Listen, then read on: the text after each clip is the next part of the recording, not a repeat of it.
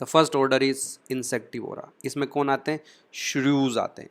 Okay, छछूंदर जो होता है ना वो भी इसी में आता है। मोल, मोल जिसको कहते हैं छछूंदर। एक इंटरेस्टिंग बात बताऊं, देखा होगा आपने छछूंदर कभी। छछूंदर के साथ एक इंटरेस्टिंग बात ये होती है कि जब उन्हें कभी अपना प्लेस चेंज करना होता है तो जो मदर होगी वो सबसे आगे चलेगी, और जो उसके पीछे 8-10 बच्चे होंगे वो उनकी टेल, जैसे सबसे आगे वाला बच्चा अपने मदर की टेल को अपने मुंह में पकड़ लेगा, और उसके पीछे वाला जो बच्चा होगा वो आगे वाले बच्चे की, यानी फर्स्ट नंबर वाले बच्चे की टेल को अपना मुंह में पकड़ लेगा, और सब एक दूसरे की टेल को मुंह में पकड़ के, जैसे ट्रेन रेल चलती है ना, उस तरह से ये एक जगह से दूसरी जगह जाते हैं। देखना कभी आपको इनकी इमेजेस मिलेगी, देखेंगे आप। Now come to the Dermoptera, second order. Dermo मतलब स्किन, पटेरा मैंने आपको पहले बताया विंग्स से रिलेटेड है। ये देखो इसमें लीमर्स आते हैं, फ्लाइंग लीमर्स आते हैं। ये फॉल्स लीमर्स होते हैं, इसका मतलब कोई ना कोई ट्रू लीमर्स भी होता होगा। ट्रू लीमर आगे आएंगे, मैं लास्ट में बताऊंगा। जो 16th ऑर्डर है प्राइमेटा, उसमें आएंगे ट्रू लीमर्स। ये इसका साइंटिफिक नेम गैलियोपिथेकस है, लेकिन आपको चलो इनके नाम याद रखने की ज़रूरत नहीं है। डर्मोप्टेरा सेकंड ऑर्डर है, फ्लाइंग लीमर्स आते हैं। आप देख रहे होंगे कि इसमें यहाँ पर ये एक इसकी स्किन का इस तरह से फोल्ड बना हुआ है, उसकी हेल्प से ये ग्लाइडिंग करते हैं। उड़ता नहीं है, ये सिर्फ ग्लाइड करता है। फ्लाइंग लीमर्स कहते हैं, ट्रू फ्लाइट नहीं है। एक जगह से छलांग लगाएगा दूसरी जगह तक जाएगा। ठीक है, आगे बढ़ते हैं। काइरोप्टेरा, ये याद रखना पड़ेगा। फिर से पटेरा आ गया, मतलब फिर से विंग्स हो गया। इसमें सारे बैट्स आती है। ये ट्रूली फ्लाइंग मैमल्स हैं। इनमें क्या होता है कि यहाँ पे ये इनके 4 लिम्स हैं, ये देखिए ये इनके 4 लिम्स हैं, और उसके बाद यहाँ पीछे की तरफ इनके ये हाइंड लिम्स हैं। 4 लिम्स और हाइंड लिम्स के बीच की ये जो स्किन है ये इस तरह से एक्सपेंडेड रहती है, और इसे हम पटेजियम कहते हैं। ड्रेको में भी बताया था मैंने आपको, फ्लाइंग लिजर्ड जो होती है उसमें भी पटेजियम होता है। तो दे हैव विंग्स, पटेजियम। इनमें भी टेस्टिस एब्डोमिनल होते हैं, क्योंकि अगर टेस्टिस बॉडी से बाहर रहेंगे, स्क्रोटम में रहेंगे, तो जब ये उड़ेंगे ना, उड़ते समय इनमें रेजिस्टेंस आएगा, तो उस रेजिस्टेंस की वजह से इनके टेस्टिस जो हैं एब्डोमन में रहते हैं।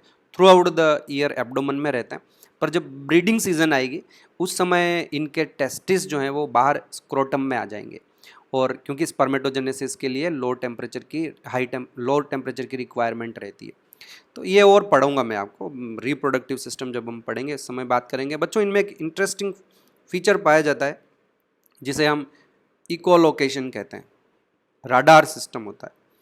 जब बैट्स रात को, मोस्टली रात को बाहर निकलती है, तो रात को जब ये उड़ती है बैट्स, तो ये क्या करती है, अपने मुंह से हाई फ्रीक्वेंसी अल्ट्रासाउंड वेव्स जो है एमिट करती है, प्रोड्यूस करती है। और वो जो साउंड वेव्स हैं हमें नहीं सुनाई देगी, क्योंकि 20,000 हर्ट्ज से हाई फ्रीक्वेंसी होती है उनकी, तो हमें सुनाई नहीं दे सकता है। तो ये सुन सकती है, लेकिन उस जब वो साउंड वेव्स उड़ते समय आगे किसी ऑब्जेक्ट से टकराएगी और वहाँ से वापस रिटर्न होकर आएगी, तो उसकी फ्रीक्वेंसी चेंज हो जाएगी, और वो वापस जब रिटर्न आएगी तो कितनी देर में आएगी दे कैन मेक आउट, ये सुन सकते हैं। इनको ये भी पता चल जाएगा कि जो साउंड मैंने प्रोड्यूस किया है वो कितनी देर में वापस आया है, तो इन्हें ये पता चल जाएगा कि इनके आगे कोई ऑब्जेक्ट है या नहीं है, और है तो वो कितना दूर है, ये सब इनको पता चल जाता है। तो ये आंखों से भले ही रात को नहीं देख सकते, पर फिर भी इन्हें सब कुछ सराउंडिंग का पता रहता है। इतना मतलब ये इनकी जो साउंड वेव्स है इतनी परफेक्ट होती है कि ये बैट्स, पता है, 2 तरह की होती है। एक फ्रूट ईटर होती है फ्रूगीवोरस, और एक होती है इंसेक्टिवोरस। जो इंसेक्टिवोरस बैट्स होती है वो उनकी साइज़ छोटी होती है। ये बड़ा वाला बैट बनाया है मैंने, फ्रूट खाने वाला। हाँ, तो ये होता है बच्चों कि जैसे कोई इंसेक्टिवोरस बैट है, तो वो अगर किसी अमरूद के पेड़ के आसपास घूम रहा है या किसी दूसरे पेड़ के आसपास घूम रहा है, और उस पेड़ पे कोई इंसेक्ट है, वो अपने मूवमेंट कर रहा है, विंग्स को हिला रहा है या अपनी लेग्स को हिला रहा है, तो वो अगर साउंड वेव्स उस इंसेक्ट से टकरा के वापस जाएगी तो उनकी फ्रीक्वेंसी चेंज हो जाएगी। ये आप फिजिक्स में पढ़ेंगे, डॉपलर्स इफेक्ट कहते हैं इसको। तो आपको ये पढ़ाया जाएगा फिजिक्स में, आप कहीं पढ़ा भी होगा आपने, या आगे पढ़ लेंगे। तो उस बेसिस पर इसको ये पता चल जाता है कि इवन इंसेक्ट का जो मूवमेंट है वो भी ये साउंड वेव से पता लगा लेता है, और उसी बेस पर ये फिर उसको पकड़ के उस जगह पर पहुंचेगा और उसको खा जाएगा। तो ये वेरी इंटरेस्टिंग पूछा जाता है बच्चों, इंपॉर्टेंट क्वेश्चन है। इकोलोकेशन कहते हैं, राडार सिस्टम है।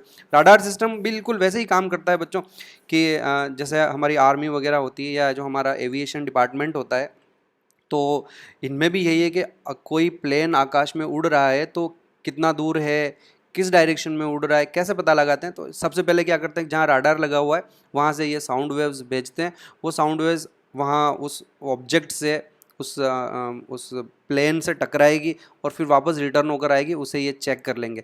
अब ये आप खुद सीख जाएंगे, डॉपलर इफेक्ट जब पढ़ेंगे तो आप खुद कैलकुलेट करना सीख जाएंगे कि कोई साउंड वेव किस फ्रीक्वेंसी की गई, वापस आई तो फ्रीक्वेंसी की क्या चेंज हुई है, तो उसका डिस्टेंस कितना है, ये सब चीज़ें आप सीखेंगे। आपको इसके न्यूमेरिकल्स करने होंगे, आप मज़ेदार सब सीख लेंगे। एनीवे तो ये आप राडार सिस्टम समझ में आ गया, इकोलोकेशन भी कहते हैं, है ना। और इसमें बच्चों हाई फ्रीक्वेंसी की अल्ट्रासाउंड वेव्स प्रोड्यूस होती है। कौन प्रोड्यूस करता है? ये खुद बैट अपने मुंह से प्रोड्यूस करता है, अल्ट्रासाउंड वेव्स प्रोड्यूस करता है वो, फिर वो टकरा के वापस आती है। कायरप्टोरा, दो तरह की बैट्स होती है, इंसेक्ट ईटर और फ्रूट ईटर, फ्रूगीवरस। यहाँ जो हमने नाम लिया है वो टेरोपस है, तो इसको तो इम्पोर्टेंट है, ये याद रखना है, इसको भूलना नहीं है। ये एग्जाम्पल आपको याद रखना है। ऊपर ये तो इसका ये भूल जाना, बस याद रखना फ्लाइंग लिमर्स कुछ होते हैं, मैमल्स में आते हैं, इतना ही बहुत है आपके लिए। फर्स्ट ऑर्डर हमारा इंसेक्टिवोरा है, इसमें तो सिर्फ आपको जो श्रूज आते हैं, जो अर्लीस्ट मोस्ट प्रिमिटिव मैमल्स, ये श्रूज होते हैं, इनके बारे में कुछ इंटरेस्टिंग बातें बताई मैंने, वो आप ध्यान रखेंगे। देन कम टू इडेंटेटा, खास नहीं है, ऐसे ही जनरल सीख लो आप। इडेंटेटा, ई मतलब एब्सेंट, डेंटेटा मतलब दांत नहीं होते इनके, टूथलेस मैमल है ये। दो एग्जाम्पल है, ब्रेडिपस, थ्री टोड स्लॉथ कहते हैं इसको, देखो इसके तीन टोज तीन दिखाई दे रहे होंगे, एक दो और तीन, तो थ्री टोड स्लॉथ कहते हैं। पहले समझाया था, दुनिया के सबसे आलसी लेजीएस्ट मैमल है ये, it would like to die rather than go away, है ना, बताया था मैंने आपको, समझाया था। इसमें एक और बात बताई थी, इसमें 8 to 9 सर्वाइकल वर्टिब्री होती है, अगर आपको याद हो तो। ब्रेडिपस, थ्री टोड स्लो, सभी मैमल्स में, चाहे वो जिराफ हो चाहे चूहा हो, गर्दन में 7 ही सर्वाइकल वर्टिब्री होती है, 7 सर्वाइकल। उनके दो एक्सेप्शन बताए मैंने आपको, 8 to 9 सर्वाइकल वर्टिब्री ब्रेडिपस में मिलती है, थ्री टोड स्लोथ में मिलती है, और एक मैंने आपको 6 सर्वाइकल वर्टिब्री का एग्जाम्पल जो 7 से कम है वो सी काउ मैनिटी में बताया था। ओके, इधर आ जाएं, दो एग्जाम्पल हैं इसके, एक ये जाइंट एंटीटर भी कहते हैं इसको, मर्मेकोफेगा ट्राइडेक्टाइला, इसके भी ये देखो यहाँ पे 3 ही फिंगर्स है, तो आगे ऐसा स्नाउट, जितने भी बच्चों एंट ईटर्स होते हैं ना, उनका इस तरह का पॉइंटेड स्नाउट होता है और लंबी सी टंग है, ताकि वो टर्माइट्स वर्माइट्स के चिपक जाए और फिर ये उनको आसानी से खा ले। ठीक है, दो एग्जाम्पल बहुत है, बस कॉमन नेम याद रखें आप इनका, रहे तो ठीक है, नहीं तो कोई बात नहीं, नी भी याद रहे तो चलेगा। हायरेकोइडिया में हायरेक्स आता है, इसको आपको याद रखने की जरूरत नहीं है। फोलियोडोटा में स्केली एंटीटर आता है, इसको थोड़ा सा याद रखना है आपको। स्केली एंटीटर इसलिए क्योंकि इसके ऊपर ये इस तरह की बोनी स्केल, ये फिश जैसे या रेप्टाइल जैसे स्केल्स तो नहीं है, पर स्केल लाइक स्ट्रक्चर हमारी स्किन से बने हुए इनके ऊपर प्रेजेंट है, तो इसलिए हम स्केली एंटीटर कहते हैं। आप पेंगोलिन कहते हैं, और इसका साइंटिफिक नेम तो मैंने लिखा नहीं, कोई बात नहीं, मेनिस इसका साइंटिफिक नेम है, स्केली एंटीटर या पेंगोलिन। इंडिया में मिलता है, इंडिया के हमारे आसपास भी मिलता है, हम राजस्थान के साउथ राजस्थान में भी ये रणकपुर, कुंभलगढ़, इधर केवड़े की नाल, बहुत सारी जगहों पर ये देखने को मिलता है। शाही एनिमल है, दिन में बाहर आसानी से दिखता नहीं है, और अगर आप इसको छेड़ो तो ये अपने आप अपनी बॉडी को पूरा राउंड कर लेता है। ये टेल को इस तरह से अंदर ले लेगा या नीचे की तरफ ले लेगा, माउथ को यहाँ इस तरफ ले लेगा, और एक बॉल की तरह अपने आप को प्रोटेक्ट करके बैठ जाएगा। स्केली एंटीटर, पेंगोलिन, है ना, आपने कभी देखा ही नहीं होगा इसको, लेकिन मैं आपको बता देता हूँ कि कोई इतना रेयर एनिमल नहीं है ये मिलता है, अपने इधर भी मिलता है ये। 6th ऑर्डर, 7th ऑर्डर है ट्यूबिलिडेंटेटा, इसमें आर्डवार्क आते हैं, छोड़ दीजिएगा, कोई खास बात नहीं है, इट्स ओके, ट्यूबिलिडेंटेटा, आर्डवार्क। देन जो हमारा इंपॉर्टेंट ऑर्डर है वो अब आता है कार्निवोरा। कार्निवोरा मतलब सारे मीट ईटिंग फ्लैश प्रीडेटर्स होंगे इसमें, इनके कैनाइन्स वेल डेवलप्ड होते हैं, और हमारे जो मोलर टीथ होते हैं, हमारे जो मोलर और प्री मोलर्स होते हैं, आप देखा होगा इस तरह के बनाते हैं हम डायग्राम, ये इस तरह का मोलर ये होते हैं हमारे। सरफेस देखो इस मोलर की कैसे ऑलमोस्ट फ्लैट है। इनके क्या होता है कि ये जो ऊपर वाला पोर्शन है मोलर और प्री मोलर में, वहाँ पे इनके से शार्प इस तरह के पॉइंटेड होते हैं, शार्प कस्प्स, पॉइंटेड कस्प्स होते हैं इनमें, यहाँ पे। कैनाइंस तो वेल डेवलप है ही, आगे जो इस तरह के दिखाई देते हैं ये इस तरह से, इस तरह के कैनाइंस दिखाई देते हैं ना, वो तो वेल डेवलप है ही है बच्चों। कैनाइंस की बात नहीं कर रहा हूँ मैं ये बता रहा हूँ कि कैनाइंस के अलावा इनके जो मोलर जो होते हैं वहाँ पे भी ऐसे पॉइंटेड कस्प्स होते हैं। तो मान लो ये इन्होंने हाथ आपका मुंह में ले लिया, जोर से अपने जबड़े दबा दिए तो हड्डियां तक चूर चूर हो जाती, तो इनको कार्नेसियल टीथ कहते हैं। ये इनको हम कार्नेसियल टीथ कहते हैं। एग्जाम्पल कौन कौन से हैं कार्निवोरा के? कैनिस, कैनिस डॉग को कहते हैं।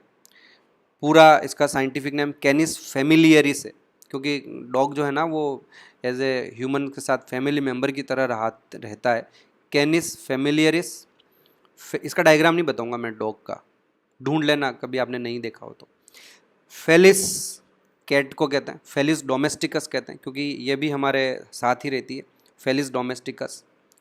एक है हमारे पास पेंथेरा लियो, ये लायन को कहते हैं। तो ये मैंने यहाँ पे डायग्राम बना रखा है, बना क्या रखा है आपको यहाँ दिखाया है। लायन अब दुनिया में सिर्फ दो ही जगह मिलते हैं, एक अफ्रीका में अफ्रीकन लायन, और एक एशिया में एशियाटिक लायन। और जो एशियाटिक लायन है वो पूरे एशिया से एक्सटिंक्ट हो गया है, पूरे एशिया से एक्सटिंक्ट हो गया है। सिर्फ गुजरात में जो गिर फॉरेस्ट है वहाँ अब बाकी बचा है। इसके अलावा एशियाटिक लायन और कहीं नहीं मिलता है। दोनों में फ़र्क क्या है? ये इनके ये जो हेयर्स होते हैं ना, इन हेयर्स को मैन कहते हैं। ये मैन से और थोड़ा साइज़ का फ़र्क होता है। जो अफ्रीकन लायन है उसका मैन थोड़ा बड़ा होता है, इनका मैन थोड़ा छोटा होता है। तो ये अफ्रीकन लायन और एशियाटिक लायन, बिग कैट्स जितनी भी है वो सब इसी ऑर्डर में आएगी, ऑर्डर कार्निवोरा में। तो कैनिस हो गया डॉग, फेलिस हो गया कैट, पेंथेरा लियो लायन, और फिर है पेंथेरा पार्डस, पेंथर या लेपर्ड। कई लोग पेंथर अलग होता है लेपर्ड अलग होता है ऐसा समझते हैं, ऐसा है नहीं। पेंथर और लेपर्ड दोनों सेम है। और जितनी भी ये 3-4 बिग कैट्स है, टाइगर, लायन और पेंथर, पूमा वगैरह जो भी और होते हैं थोड़े से, इन सब में से लेपर्ड और पेंथर ही ऐसा है जो ह्यूमन की प्रेजेंस को टॉलरेट कर लेता है और ह्यूमंस के साथ भी रह लेता है। यही रीज़न है कि बाकी सारे धीरे धीरे एक्सटिंक्ट हो रहे हैं, यानी काउंट कम हो रहा है। उनके प्रोटेक्शन की बहुत ज़्यादा ज़रूरत है, इसको इतना ज़्यादा प्रोटेक्ट नहीं करना पड़ता है। अगर आपने अपना गांव का फैलाव बढ़ा दिया है, आप जंगल में एंटर कर रहे हो, कोई नहीं, ये जंगल से बाहर आ जाता है, ये गाँव में आ जाता है। या रात को हमारे गलियों में आके कुत्ते होते हैं, हमारे कैटल्स होते हैं, उनको पकड़ के खा के चला जाता है। और मौका पड़ता है तो कभी किसी गाँव में किसी आदमी को भी उठा के ले जाता है। ये पेंथर, ये देखो मेरे पास एक फ़ोटो है यहाँ पर, बड़ा खूबसूरत फोटोग्राफ है ये, और it was taken in India का ही है फोटोग्राफ ये। नागरहोल काबिनी, एक काबिनी जगह है कर्नाटका में, वहाँ पे ये मिलता है। अब ये दो अलग अलग नहीं है बेसिकली, ये इसमें एक जेनेटिक म्यूटेशन के कारण इसका कलर जो है थोड़ा सा डार्क हो गया, मेलेनिस्टिक फॉर्म होती है ये। बहुत ध्यान से अगर देखा जाए तो इसको, इस पर भी आपको लेपर्ड की तरह, जो पेंथर होता है ब्लैक वाले को पेंथर कहेंगे। स्पीशीज सेम है, कोई फ़र्क नहीं है, सिर्फ कलर का फ़र्क है। ये लेपर्ड हो गया। ओके बच्चों, तो बाकी ये दोनों आपस में इंटरब्रीड करते हैं और इनके ऑफ स्प्रिंग होते हैं, बच्चे पैदा होंगे, उनमें से हो सकता है कोई एक काला हो जाए, 3 वापस ऐसे स्पॉटेड हो जाए, तो जो काला पैदा हो गया वो वापस पेंथर कहलाया जाएगा। बट स्पीशीज़ बायोलॉजिकली ये डिफरेंट नहीं है, सिर्फ एक म्यूटेशन के कारण स्किन के कलर में डिफरेंस है। पेंथेरा पार्डस तेंदुआ कहते हैं इसको, तेंदुआ। Now come to the Panthera tigris, tiger, India का नेशनल एनिमल है। इसके ऊपर ये इस तरह की स्ट्राइप्स होती है, जानते हैं आप इसको। एक एसिनोनिक्स जुबेटस पूरा नाम है उसका, ये चीता है हमारा। अब चीता सिर्फ अफ्रीका में बचा है, ध्यान रखना, ओनली फाउंड इन अफ्रीका, और दुनिया में और कहीं चीता नहीं। एशियाटिक चीता जो है वो एक्सटिंक्ट हो गया। एशियाटिक पहले एशिया में, इंडिया में भी हुआ करते थे, शिकार कर करके मार डाले सब। एशियाटिक चीता एक्सटिंक्ट हो गया। दुनिया में चीता अब एक ही जगह बचा, अफ्रीका में बचा। कैसे आइडेंटिफाई करोगे चीता और लेपर्ड में? अरे बहुत फ़र्क है, शेप में ही फ़र्क है। ये फास्ट एनिमल है, इसका ये वाला जो पोर्शन होता है ये थोड़ा ऊपर होता है, पीछे वाला पोर्शन थोड़ा नीचे। और सबसे बड़ा तो आप ये टीयर मार्क्स से आइडेंटिफाई करेंगे। इसके यहाँ पर इस तरह के मार्क्स होते हैं जिनको हम टीयर मार्क्स कहते हैं, उससे आइडेंटिफाई हो जाएगा कि ये चीता है क्या है। हम हर किसी को चीता बोल देते हैं, अब तक शायद आप लोग भी ऐसा ही करते हैं। चीता बिल्कुल डिफरेंट है, इंडिया में तो मिलता ही नहीं। कभी इंडिया में किसी को लेपर्ड दिख जाता है ना, वो मैंने चीता देखा, अरे चीता नहीं, वो लेपर्ड अलग है, तेंदुआ है वो। Come to the next example of Carnivora, ये पानी में रहने वाले। तो ध्यान रखना है, कार्निवोरा में दो तरह के एनिमल्स हैं, ज़मीन पर रहने वाले कार्निवोर्स और पानी में मराइन कार्निवोर्स भी हैं। और मराइन कार्निवोर्स में देखो ये सी लायन हो गया, सील हो गया, इनमें देखो यहाँ पर फ्लिपर्स हैं, यहाँ पर भी फ्लिपर्स है, ये देखो इनमें 4 लिम्स और हाइंड लिम्स दोनों जगह फ्लिपर्स होते हैं। ओके, ये वॉलरस हो गया। 3 एग्जाम्पल मैंने यहाँ लिए हैं, सी लायन, सील, वॉलरस, ये सब। मंगूज ये तो ज़मीन पे रहता है, टेरेस्ट्रियल है, लेकिन ये भी कार्निवोरा में आता है। तो ये सारे एग्जाम्पल हमारे कार्निवोरा के हो गए, है ना बच्चों। कौन कौन से एग्जाम्पल एक बार रिपीट कर लें। कैनिस, कैनाइन से कैनिस वर्ड बना, कुत्ते के देखिए आप कैनाइन कैसे होते हैं। डॉग, कैनिस फेमिलियरिस से पूरा उसका नाम। फेलिस डोमेस्टिकस कैट हो गया। पेंथेरा लियो लायन हो गया। पेंथेरा पार्डस पैंथर हो गया, लेपर्ड जिसको कहते हैं हम, तेंदुआ जिसको कहते हैं। पेंथेरा टिग्रिस टाइगर हो गया, ये हमारा नेशनल एनिमल हो गया इंडिया का। और चीता हो गया, एसिनोनिक्स चीता, कॉमन नेम उसका चीता, अफ्रीका में मिलता है सिर्फ। फास्टेस्ट रनर माना जाता है इसको मैमल्स में। Then sea lion, seal, walrus, ये सब हो गए। मंगूज हो गया। अब आते हैं अगला ऑर्डर, सिटेशिया। सिटेशिया में इसके बाद एक ऑर्डर और आएगा, नाम लिख देता हूँ मैं यहीं पे अभी, सिटेशिया और साइरेनिया। बच्चों ये सारे के सारे एक्वेटिक मैमल्स हैं, वेल, डॉल्फिन वगैरह सब इसी में आते हैं। 9th order सिटेशिया, 10th order साइरेनिया। इनमें कॉमन चीज़ ये है कि इनमें हेयर्स और पिन्ना वगैरह एब्सेंट होंगे, हाइंड लिम्स भी इनमें एब्सेंट होंगे, और जो 4 लिम्स होंगे वो फ्लिपर में मॉडिफाई हो जाते हैं। क्लियर। तो hairs and pinna absent, body पर हेयर्स नहीं रहेंगे, पानी में रहते हैं ना बच्चों, तो थर्मल वो हवा को ट्रैप, हेयर्स का क्या फंक्शन बताया था मैंने आपको, एयर को ट्रैप करते हैं। अब पानी में रहते हैं तो एयर को ट्रैप करने का फंक्शन वहाँ काम करेगा ही नहीं।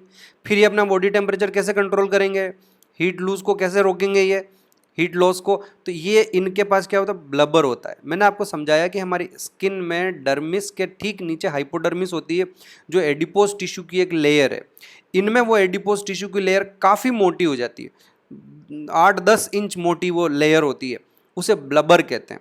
तो thick layer of adipose tissue for thermal insulation. Hairs नहीं है तो हीट लॉस को रोकने के लिए in place of hairs they have blubbers. हाथी में भी ब्लबर होता है, हाथी की भी स्किन बहुत मोटी होती है। आप बोलोगे कि हाथी को हीट लॉस रोकने के लिए कहाँ जरूरत पड़ रही है, इसके पास क्यों ब्लबर है, ये तो ठंडी जगहों पर रहता ही नहीं। ये तो सारे ठंडी जगहों पर भी रहता है। मैंने आपको समझाया था कि एलिफेंट के जो एंसेस्टर्स रहे थे वो एक्वेटिक थे बच्चों, इसीलिए हाथी की बॉडी पर भी हेयर्स कम है। आप उसकी स्किन को देखना, हेयर्स स्पार्सली डिस्ट्रीब्यूटेड होते हैं ना, थिक हेयर्स उसके बॉडी पर नहीं होते हैं और ब्लबर्स है। इससे ये प्रूव होता है कि उसके एंसेस्टर जो थे वो एक्वेटिक थे। हाँ, सिटेशिया के फिर से कैरेक्टर ले लेते हैं। Hairs and pinna absent, hind limbs absent हो जाएंगे, 4 लिम्स फ्लिपर्स में मॉडिफाई हो जाएंगे, ब्लबर होती है। और यहाँ एक लिखा नहीं मैंने, लेकिन याद रखना इनके जो टेस्टिस होते हैं वो भी बाहर नहीं होते हैं, इनके भी टेस्टिस जो हैं वो एब्डोमिनल होते हैं। ओके, इसमें जो एग्जाम्पल है वो है Balaenoptera, blue whale, Antarctic ocean में। ये आपका लार्जेस्ट मैमल है बच्चों, largest mammal. Okay, blue whale, Balaenoptera जिसको हम कहते हैं। इसके अलावा एक और एग्जांपल है फाइसीटर, स्पर्म व्हेल कहते हैं। अच्छा, एक बात बताना मैं भूल गया आपको, व्हेल आपको पानी में आपने देखा होगा, मूवीज़ वगैरह में देखा होगा, टीवी में देखा होगा, डिस्कवरी पे देखा होगा। व्हेल, सब ध्यान रखना है, जितने भी मैमल्स इनमें लंग्स होंगे बच्चों, ये भले ही पानी में रहेंगे, सिटेशिया, साइरेनिया और उससे ऊपर जो सील वगैरह बताया मैंने, ये पानी में रहेंगे, लेकिन ब्रीदिंग करने के लिए, सांस लेने के लिए हर थोड़ी थोड़ी देर में ये वाटर की सरफेस पर ऊपर आएंगे और सांस लेकर वापस अंदर जाएंगे। ये जो व्हेल होती है ना बच्चों, ये पानी में जो छोटे छोटे माइक्रोस्कोपिक ऑर्गेनिजम्स होते हैं, चाहे वो एल्गी हो, चाहे छोटे छोटे आर्थ्रोपोड्स हो, ये उनको खाते हैं, उनको प्लैंक्टॉन्स कहते हैं। पानी में सरफेस पर रहने वाले, ऊपर फ्लोट करने वाले, फ्रीली फ्लोट करते हैं वो एनिमल्स, उन्हें हम प्लैंक्टॉन्स कहते हैं। तो ये जो व्हेल होती है ये प्लैंक्टोनिक फीडर होती है। Planktonic feeder.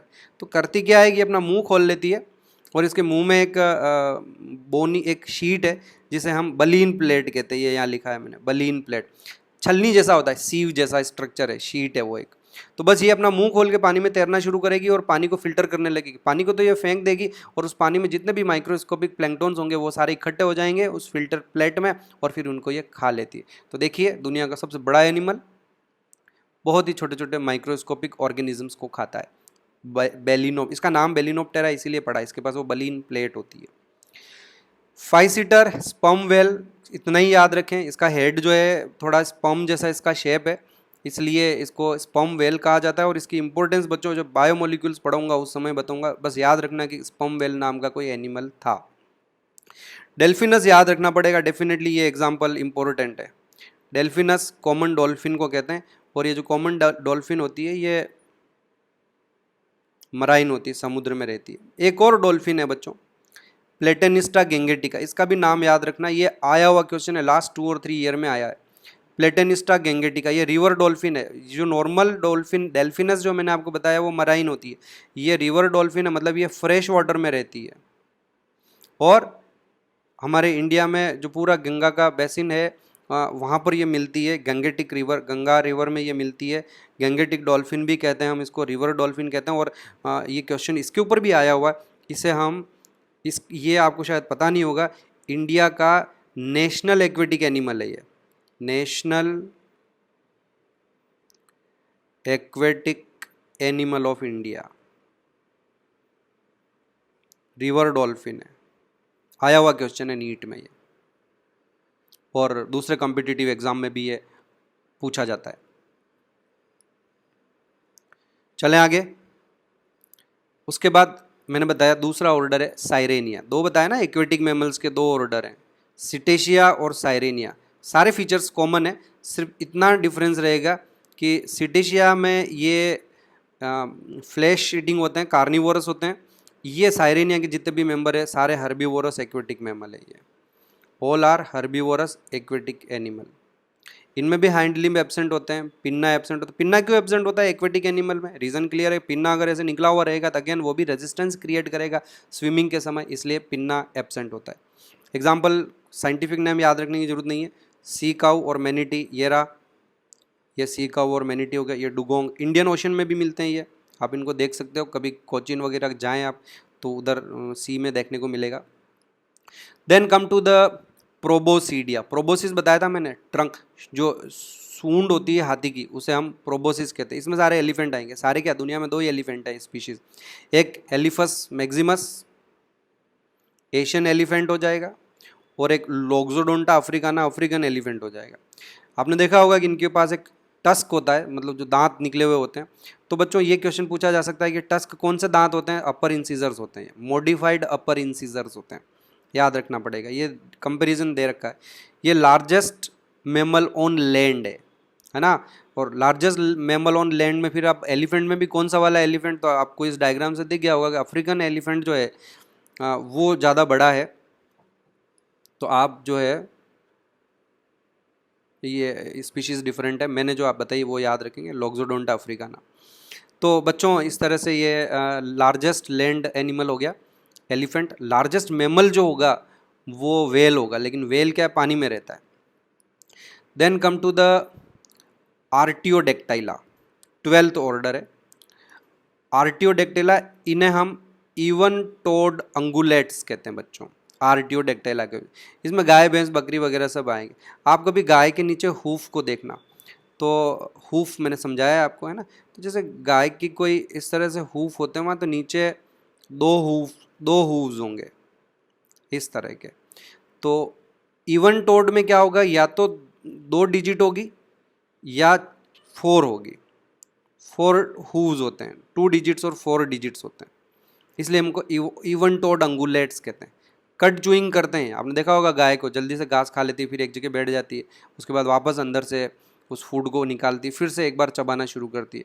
तो they are known as, that process is known as cud chewing, और उसको टेक्निकली हम रूमिनेशन कहते हैं।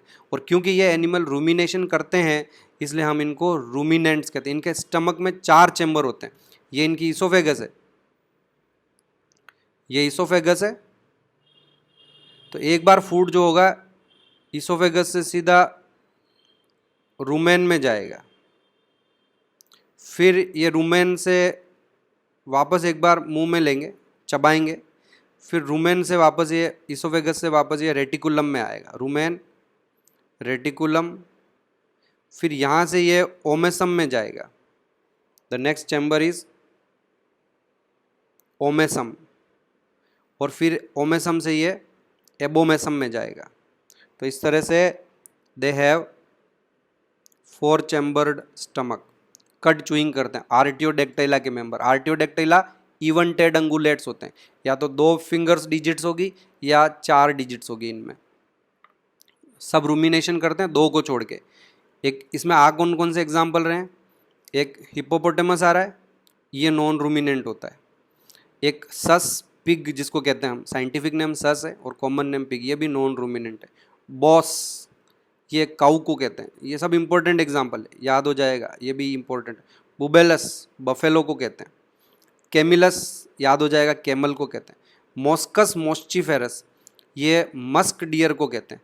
मस्क डियर आपने सुना होगा, एक कस्तूरी मृग हुआ करता है, कस्तूरी मृग, है ना। तो इसमें क्या है कि एक ग्लैंड होती है जहाँ से फिरोमोन्स निकलते हैं।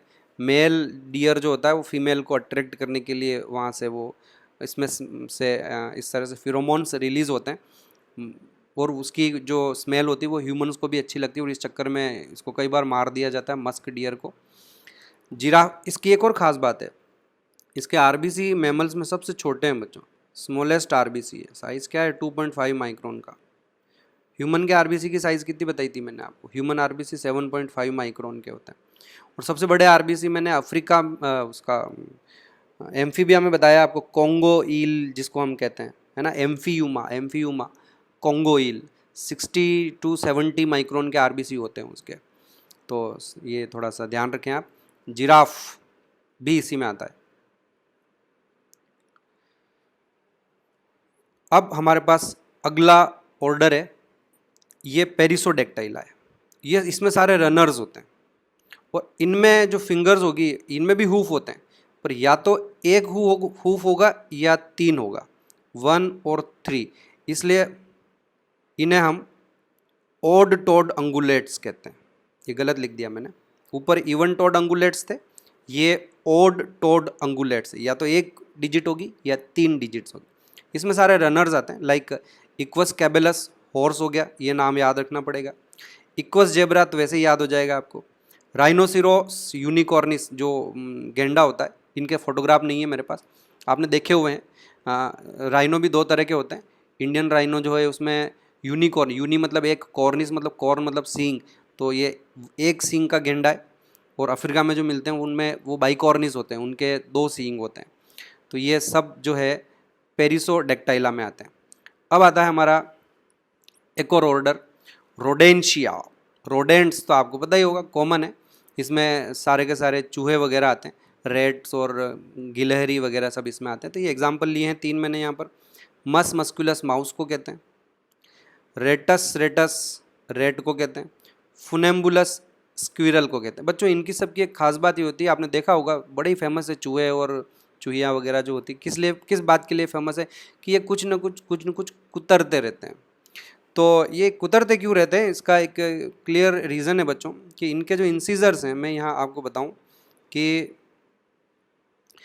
जो हमारे दांत होते हैं उनमें वहाँ नीचे की तरफ एक दांत के अंदर एक इस तरह की कैविटी होती है, ठीक है। और यहाँ नीचे आप देखिए कि ये ओपनिंग दिखाई दे रही है यहाँ, इसको हम एपिकल फोरामेन कहते हैं। यहाँ पे दांत की जितनी भी सेल्स वगैरह है वो सारी यहाँ होती है। हाँ, जो दांत होते हैं बच्चों वो लिविंग है ना, उसमें लिविंग सेल्स भी होती है, उनको न्यूट्रिशन की भी रिक्वायरमेंट होती है।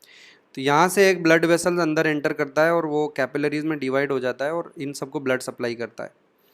अब एक बार जब टीथ की ग्रोथ हो जाती है तो ये जो नीचे की तरफ हमारे पास एपिकल फोरामेन है, ये यहाँ पे, ये एक्चुअली नैरो हो जाता है बाद में।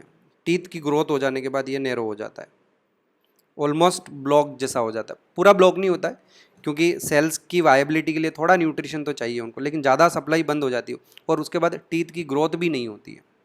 इनमें क्या प्रॉब्लम होती है कि जो चूहे वगैरह होते हैं, ये मस मस्कुलस या रेटस, इनमें क्या है कि इनके एपिकल फोरामेन बड़े हो जाने के बाद भी बंद नहीं होता है, ब्लड सप्लाई रुकती नहीं है, कंटिन्यू रहती है। ऐसे में उनके दांत लंबे होते रहते हैं, और अगर ये दांत ऐसे लंबे होते रहेंगे तो फिर एक स्टेज ऐसी भी आती कि इनके मुंह बंद नहीं हो पाएगा।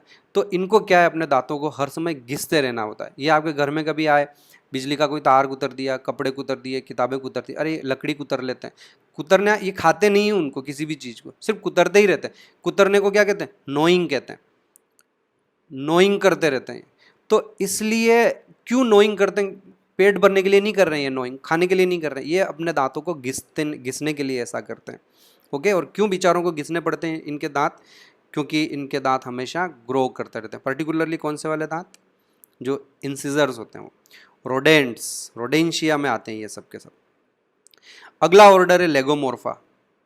इसमें रेबिट्स और हेयर्स, हेयर्स कैसे लिख दिया मैंने, रेबिट्स और HARE, रेबिट्स और हेयर्स आते हैं। ओके बच्चों, तो एक तो हो गया ओरिक्टोलेगस, रेबिट को कहते हैं। पहाड़ी जो रेबिट होता है उसको पाइका कहते हैं। तो ठीक है, ये आपको जस्ट इन्फॉर्मेशन के लिए, ये इतना याद रखने की जरूरत नहीं। ये मस मस्कुलस याद रख लेना आप, ये इंपॉर्टेंट है। रेटस, रेटस तो रेट को कहते हैं, आपको दिक्कत आएगी नहीं। फुनेम्बुलस स्क्विरल को कहते हैं, नहीं भी याद रहेगा तो चलेगा, but just remember that the squirrel and mouse belongs to same order, Rodentia. Then come to the last order, the order from which we belongs, Primata.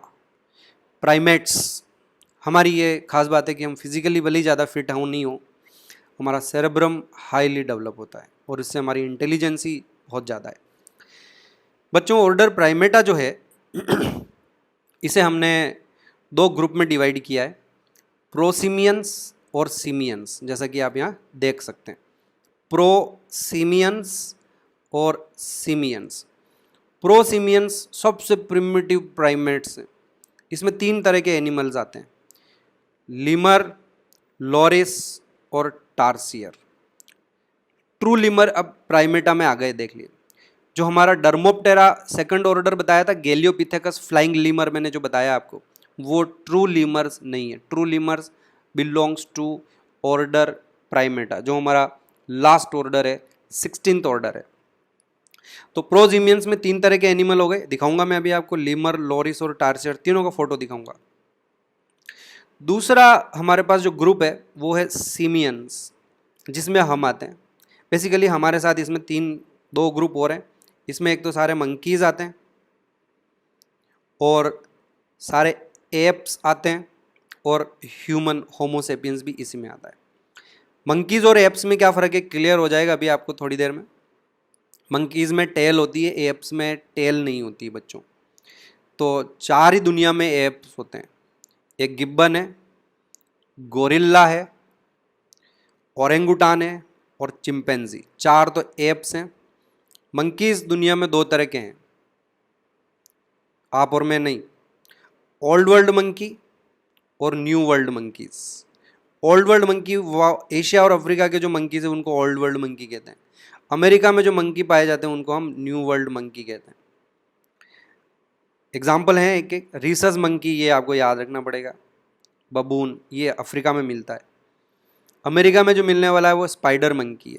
फ़र्क क्या है, अब इनके सबके एग्जाम्पल देख लेते हैं एक एक करके। सबसे पहले बात करते हैं हम प्रोसिमियंस की। कौन आ रहा है बच्चा प्रोसिमियंस में? अर्लीस्ट प्राइमेट है, लीमर, लॉरिस और टार्सियर आ रहे हैं इनमें।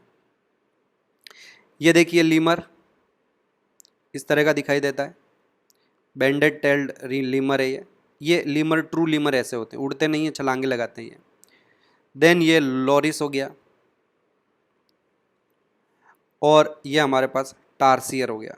छोटे छोटे, ये बड़े क्यूट है, ये देखो इनकी साइज़ एक आप अंदाज़ लगा सकते हो, हमारी एक फिंगर से ज़्यादा बड़े नहीं होते हैं। ये टार्सियर है। एंड इंटरेस्टिंगली बच्चों, मेमेलिया में जो सबसे एडवांस ऑर्डर से बिलोंग करते हैं और हमारे काफ़ी क्लोज रिलेटिव है ये, लीमर, लॉरिस और टार्सियर। ओके, 3 तरह के ये हमारे पास, लीमर हो गया, लॉरिस हो गए और टार्सियर हो गए। तो ये हो गए हमारे प्रोसिमियंस कंप्लीट।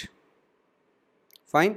अब बात करते हैं मंकीज़ की। कितनी तरह के मंकीज़ हैं? 2 तरह के, ओल्ड वर्ल्ड मंकी और new world monkey. Old world monkey में सबसे पहले ले लेते हैं हम मकाका मुलाटा। ये रीसस मंकी, लाल मुंह का बंदर जो हमारे यहाँ मिलता है वो है। इसी में RH फैक्टर की डिस्कवरी हुई है।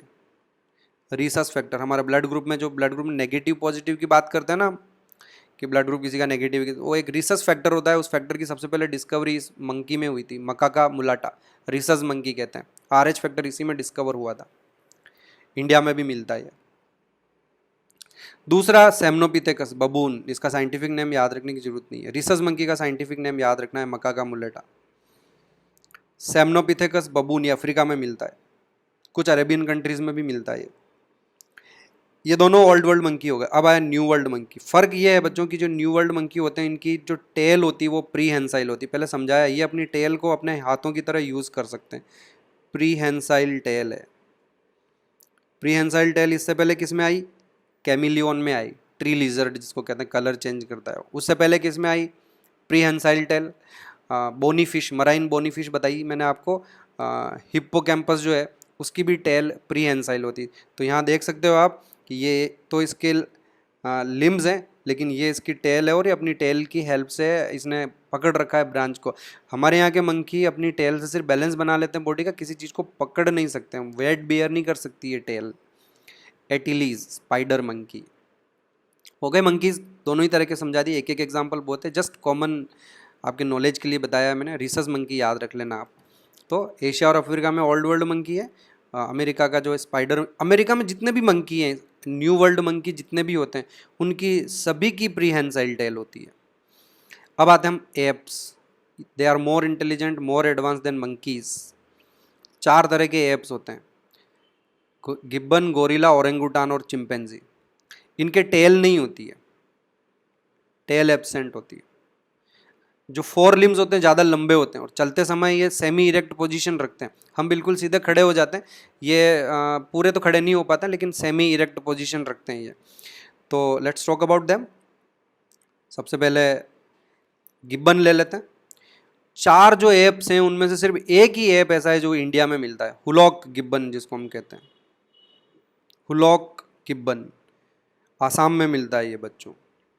हाइलोबेटिस इसका साइंटिफिक नेम है। और एप्स बहुत इंटेलिजेंट होते हैं, उनमें से सबसे कम इंटेलिजेंट गिब्बन ही है और सबसे छोटा जो एप है वो गिब्बन है। ये out of the 4 gibbons, out of the 4 apps जो सबसे छोटा एप है वो गिब्बन है। ओके। उसके बाद हम बात करते हैं गोरिल्ला। जानते हो आप, देखो ये आगे वाले हाथ बड़े होते हैं, सेमी इरेक्ट पोजीशन रहते हैं, 4 लिम्स थोड़े बड़े हैं हाइंड लिम्स के कंपैरिजन में। Then chimpanzee, the most intelligent after human.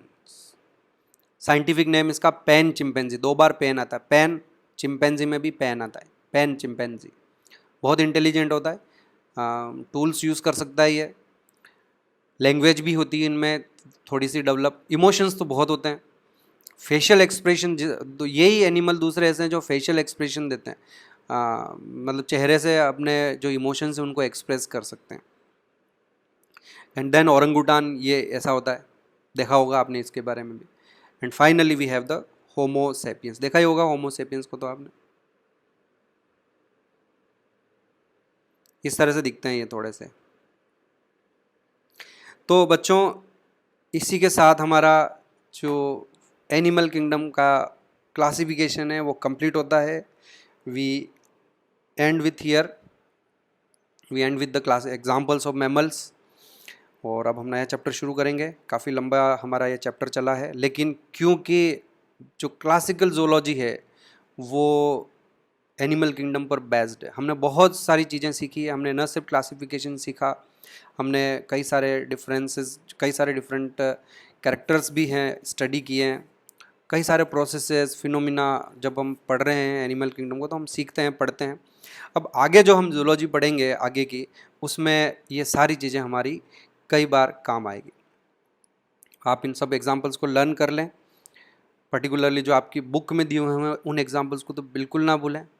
मैंने जो एग्जाम्पल्स की लिस्ट दी है उसको आप कंपेयर कर लें आपकी बुक में जो एग्जाम्पल्स दिए हुए हैं उससे, और उनको अच्छे से याद करें। थैंक यू बच्चों।